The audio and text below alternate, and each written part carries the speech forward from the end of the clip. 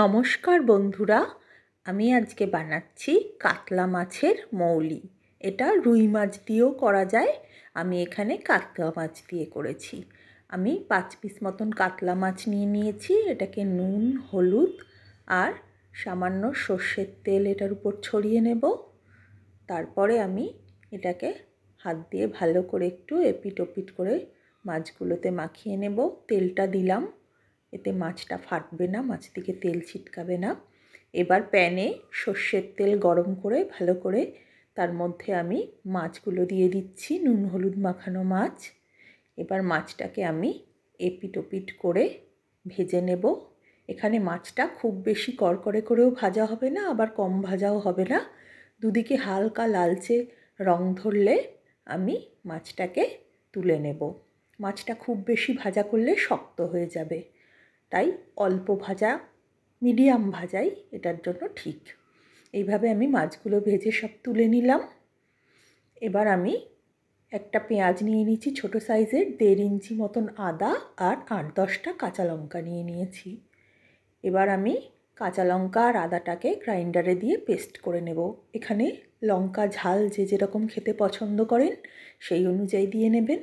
এখানে আমি হাফ মালা নারকেল কুড়িয়ে নিয়েছি। এবার গরম জলে নুন দিয়ে আমি এই কুড়ানো নারকেলটা দিয়ে দেব এর মধ্যে। তারপরে এটাকে খুব ভালো করে ফুটিয়ে নেব। কিছুক্ষণ ফোটানোর পরে এটাকে আমি ঠান্ডা করে নেব। কেউ চাইলে এখানে রেডিমেড কোকোনাট পাউডারও গরম জলে গুলে ইউজ করতে পারেন। নারকেলের এই জলটা যখন একটু ঠান্ডা হয়ে যাবে তখন হাত দিয়ে ভালো করে চটকে দুধটা বের করে নেব। এইভাবে ছেঁকে এখানে নারকেলের দুধ রেডি হয়ে গেল। এবার মাছ ভাজা তেলের মধ্যেই আমি গোটা গরম মশলা ফোড়ন দিয়ে দিচ্ছি। এখানে 2টো এলাচ, 2টো লবঙ্গ আর একটা দারচিনির টুকরো দিয়ে দিয়েছি। এবার এর মধ্যে কেটে রাখা পেঁয়াজটা দিয়ে দিলাম। পেঁয়াজটা একটু ভাজা ভাজা হয়ে গেলে তার মধ্যে আদা কাঁচা লঙ্কার পেস্টটা দিয়ে দিচ্ছি, আর দিয়ে দিচ্ছি একটা বড় সাইজের টমেটোর কুচি।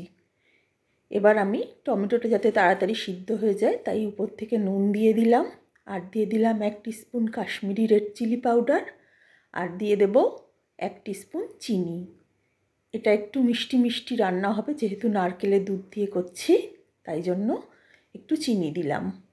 এবার মশলাটাকে খুব ভালো করে কষিয়ে নেব। টমেটোটাও গলে গেছে, এই পর্যায় অবধি মশলাটা কষিয়ে নিতে হবে। তারপরে আমি নারকেলের দুধটা এর মধ্যে দিয়ে দেব, আর দিয়ে দেব সামান্য একটু জল। এখানে যে যেরকম ঝোল রাখতে পছন্দ করবেন সেই অনুযায়ী জলটা দেবেন। এখানে শুধু দুধটা দিয়েও করতে পারেন, জল না দিলেও চলবে, তাতে টেস্টটা আরও বেশি ভালো হবে।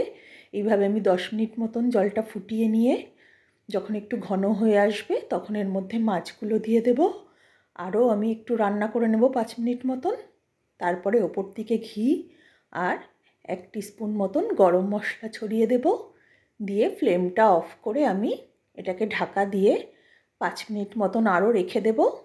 তারপরে যখন একটু ঝোলটা ঘন হয়ে আসবে আমি এটাকে গরম গরম পরিবেশন করে দেব।